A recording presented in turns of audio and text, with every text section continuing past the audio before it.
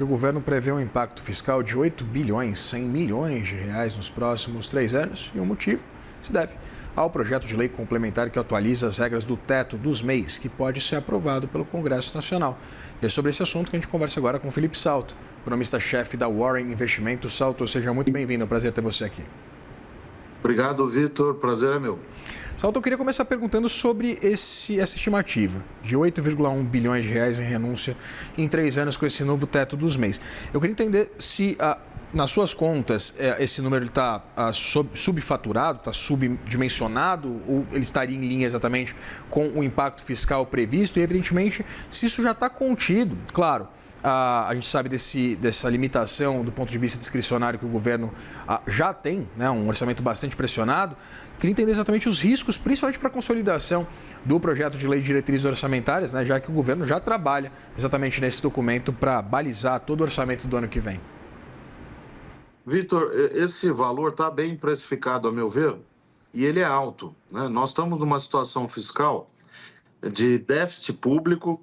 O déficit total, se a gente incluir a conta de juros, no último dado divulgado pelo Banco Central, estava em 9,6% do PIB. Nós estamos falando aí de um déficit primário embutido nesse resultado em torno de 0,5% do PIB, se considerar a projeção até o final desse ano. Está um pouco mais alto agora no dado mais recente, porque teve acúmulo de pagamento de precatórios, mudança, né, antecipação desses fluxos de pagamento, mas o fato é que é uma situação fiscal frágil. A dívida pública já está em mais de 80% do PIB e crescendo. Então, aprovar uma medida como essa é muito ruim, porque ano eleitoral, essas pressões todas e demandas, às vezes até legítimas, elas são tratadas de uma maneira, digamos, quase que populista, tanto do ponto de vista do Congresso, quanto, por vezes, do Executivo. Nesse tema especificamente, o Executivo está tentando brecar a ansiedade do Congresso para aprovar algo maior até, que ampliasse, que pretendia ampliar o Simples Nacional também, que já se agigantou bastante. E, no fim, está caminhando para essa ideia de só mexer no MEI, né, no microempreendedor individual, nos limites para enquadramento no MEI. De todo modo, mesmo nessa versão, que só modifica o MEI, o custo é elevado e não há espaço no orçamento para medidas expansionistas que impliquem renúncia fiscal ou aumento de despesas. Salto, eu lembro a última vez que a gente conversou, a gente falou, na verdade, sobre outros riscos do ponto de vista fiscal, que envolviam exatamente essa série de pautas-bomba em discussão no Congresso Nacional, a criação de um regime próprio de previdência para agentes de saúde, evidentemente também a renegociação de dívidas rurais.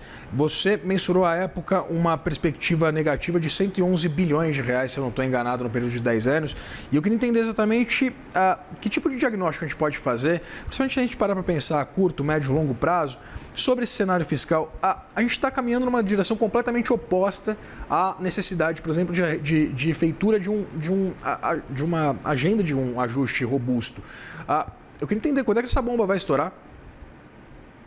Veja, Vitor, até é interessante essa pergunta, porque às vezes a gente vai caminhando na direção errada e quando está já à beira do precipício, dá mais um passo e aí não tem mais como voltar atrás. Eu não acho que nós estamos nessa situação limite ainda. Por quê? Porque a dívida é alta e crescente, como eu disse, mas há uma demanda por financiamento dessa dívida. É só ver, é claro que com taxas de juros elevadas, mas é só ver, observar o mercado de títulos públicos com taxas de juros altas, mas há demanda pelo financiamento do Estado, ou seja, por compra de títulos públicos. O caixa do Tesouro é bastante poupudo também, e dentro desse caixa tem um colchão, uma reserva de liquidez. As contas externas, apesar da piora do déficit em conta corrente, o chamado déficit externo, tem uma situação de equilíbrio e as reservas internacionais são elevadas. Mas essa é a fotografia. Se a gente continuar indo na direção errada, de geração de déficits primários, déficits nominais, quando incluída a conta de juros, o final do filme é conhecido. e a mocinha morre no final, infelizmente, né? Então a gente precisa ter consciência de que está chegando o momento, eu acho que o timing político vai ser pós-eleição, em outubro, novembro, de discutir um plano de recuperação fiscal mais intenso do que o conjunto de medidas que foram feitas pelo atual governo, que, diga-se de passagem, foram medidas corretas para rever benefícios fiscais, tributar a questão de quem está no percentil mais alto da distribuição de renda, com a reforma do imposto de renda, e por aí vai. Agora, essas pautas bomba, elas mostram que o Congresso está dando de ombros para essa questão fiscal, que só vai aumentando o risco em torno desse problema, né? Como você mencionou, o estudo aqui que nós fizemos, o economista Josué Pellegrini, aqui do meu time, mostrou que a dívida pública, se essas pautas forem aprovadas, pode terminar daqui a 10 anos quase 1,7 trilhão de reais mais alta do que no nosso cenário base, digamos assim, de projeção da chamada dívida bruta. Então, é um quadro que requer cautela e requer também desarmar essas bombas do Congresso.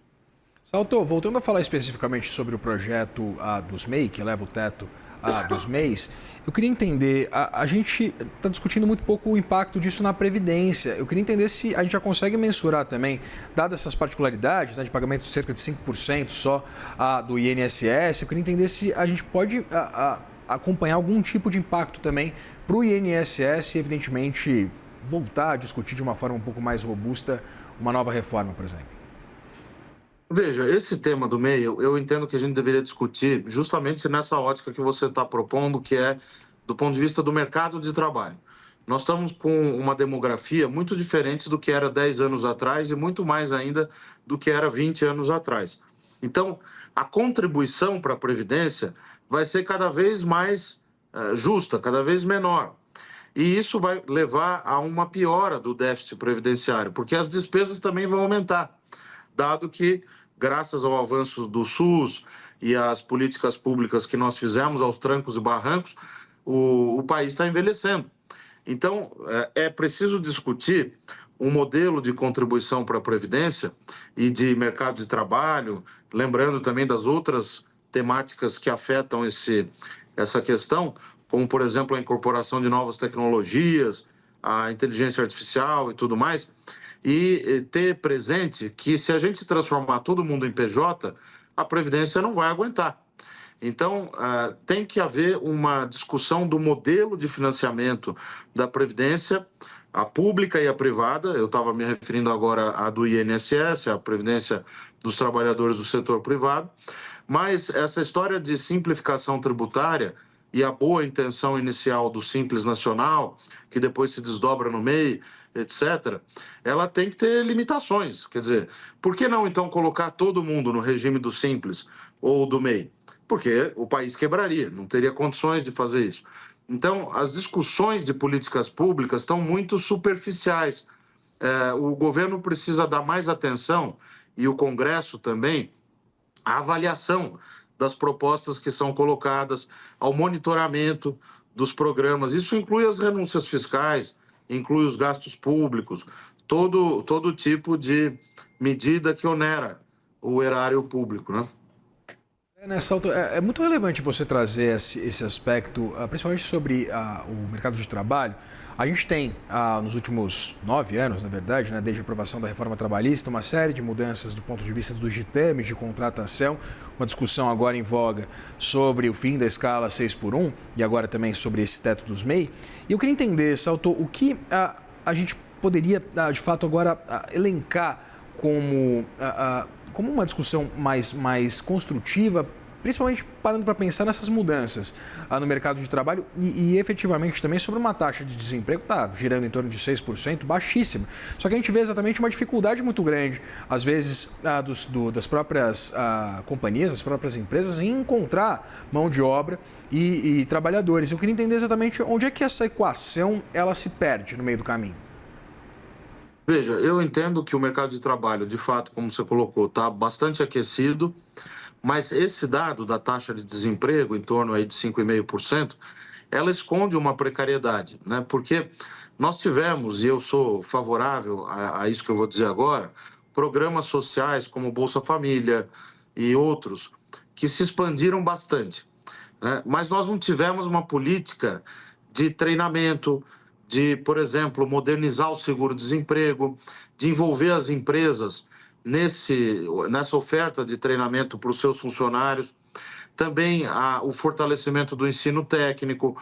Essas agendas ficaram de lado e elas não são excludentes, a das transferências sociais e a agenda de modernização do mercado de trabalho, de melhorar a educação técnica, porque, claro, nós temos que ter uma atenção à educação básica, mas aqueles que já estão no mercado de trabalho ou que estão procurando emprego ou que vão perder emprego para a incorporação de novas tecnologias, a indústria, por exemplo, que era uma grande empregadora e que pagava bem, com salários altos, a incorporação de novas técnicas vai levar a uma mudança dessa situação que a gente conhecia há 20, há 15 anos atrás, ou até um pouco menos. Então, falta, Vitor, a meu ver, nessa matéria de mercado de trabalho, uma discussão de políticas públicas a sério, que, de um lado, reorganize as políticas sociais e, de outro, abra espaços no orçamento para que, em conjunto com as empresas, se possa ter a formulação de programas de treinamento, de ensino técnico, para a gente ter um horizonte razoável nesse admirável mundo novo, talvez às avessas, né? Não sei se tão admirável também assim, Felipe. Por isso que eu disse às avessas. Pois é. Mas é um pouco assustador, eu diria. Conversei com o Felipe Salto, economista-chefe da Warren Investimentos. Salto, sempre um prazer vir de tela com você. Muito obrigado, amigo. Prazer meu. Um abraço a você e a todos aí. Abração, até mais.